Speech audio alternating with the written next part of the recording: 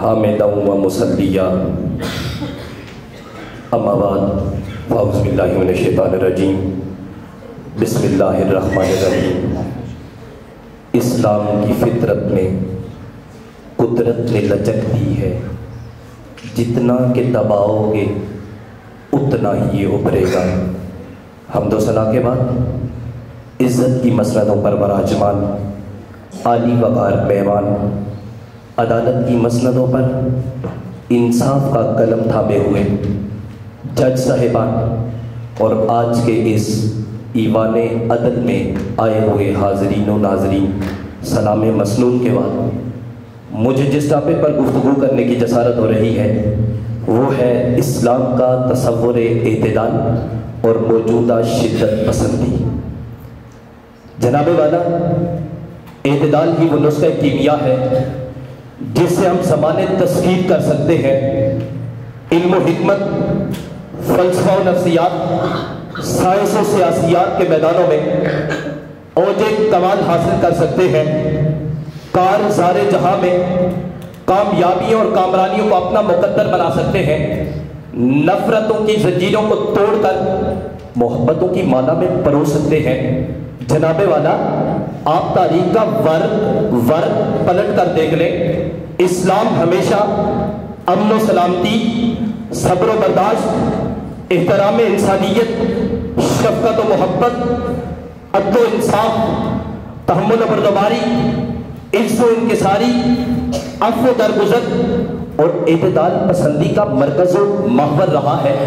میثاق مدینہ، صلح حدیبیہ، فتح مکہ تصور اسلام کے اعتدال کی وہ شاہکار ہے جن پہ تاریخ رشک کرتی ہے، اور اسلام کی شاندار مثال، اسلام کی شاندار عمارت اعتدال پسندی کی مضبوط بنیادوں پر قائم ہے۔ اسلام کا شدت پسندی، مبالغہ میزی، غلو، فتنہ و فساد، قتل و غارت اور افراط و تفریط سے کوئی تعلق نہیں ہے۔ یہ بات روز روشن کی طرح عیاں ہے کہ تعلیمات خاملی ہو یا اعتقادی، معاشی ہو یا معاشرتی، سیاسی ہو یا سماجی، مذہبی ہو یا ثقافتی، ہر شعبہ زندگی میں اسلام میانہ روی اور اعتدال کا درس دیتا نظر آتا ہے۔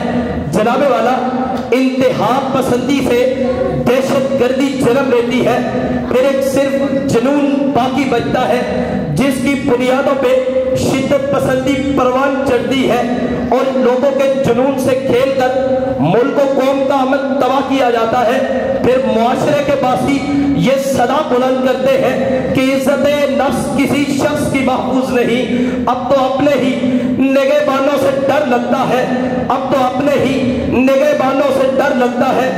جناب والا، جو اسلام ماں کو اٹھتا کہنے کی اجازت نہیں دیتا، وہ اس بات کی اجازت کیسے دے گا کہ معصوم بچوں کے سامنے ان کی ماں کو موت کی آغوش میں اتار دیا جائے؟ جو اسلام بیٹی کو بے رداد نہیں ہونے دیتا، وہ اس بات کی اجازت کیسے دے گا کہ بنت حوا کو برہنہ بدن چوراہے میں لٹکا دیا جائے؟ جو اسلام یتیم بچے کے سامنے اپنے بیٹے کو بیٹا کہہ کے نہیں پکارنے دیتا، وہ اسلام اس بات کی اجازت کیسے دے گا کہ معصوم بچوں کے سر سے ان کے باپ کی شفقت کو سلب کر دیا جائے؟ جس اسلام میں بھائی کھڑے ہو کے بہن کا استقبال کرتا ہے، وہ دین اس بات کی اجازت کیسے دے گا کہ بھائی کے سامنے اس کی بہن کی عزت کی دھجیاں اڑا دی جائے؟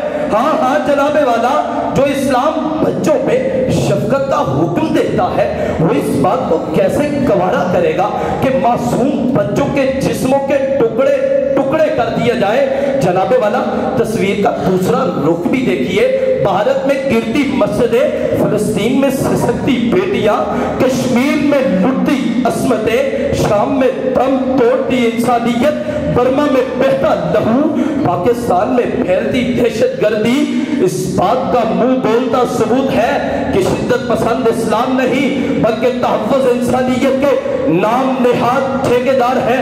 اعتدال ہمارا زور، اعتدال ہماری طاقت، ہماری توانائی اور ہمارا فکار ہے، لیکن جناب والا جب سے دامن اعتدال ہم سے چھوٹا، ہم نے ایک دوسرے کے گریبان چاک کیے، ایک دوسرے کو نوچنے لگے، باہم سب کو شتم کرنے لگے، زبانیں انگارے اگلنے لگی، الفاظ تلوار کا کام کرنے لگے، منبر و محراب کا تقدس پامال ہونے لگا، پھر کیا تھا؟ پھر مجلس جلسہ گاہے میدان جنگ کا منظر پیش کرنے لگی اور اعتدال پسندی کو شدت پسندی کی نظر کر دیا گیا۔ افسوس، صد افسوس، ہماری سوختہ بختی کے صفحہ ہستی پہ سب سے پر امن امت کو شدت پسندی کی علامت بنا کر پیش کیا گیا۔ سیالکوٹ کی سرزمین پر مذہب کے نام پر اسلام کو، اسلام کے تصور اعتدال کو دھندلا کرنے کی ناپاک کوشش کی گئی، جس کا فائدہ دشمنان اسلام نے اٹھایا اور شدت پسندی کا سارا ملبہ اسلام کی شفاف عمارت میں ڈال دیا۔ آج کے اس ایوان اعتدال سے میں دشمنان اسلام کو یہ پیغام دیتا ہوں کہ اسلام سراپا امن مذہب ہے اور ہر طرف امن و سلامتی چاہتا ہے۔ آؤ ہم بھی شدت پسندی کے زوال کے لیے دامن اعتدال کو مضبوطی سے تھام لیں۔ یہ ہے دامن، یہ ہے گریباں، آؤ کوئی کام کریں، موسم کا منہ تکتے رہنا کام نہیں دیوانوں کا۔ والسلام۔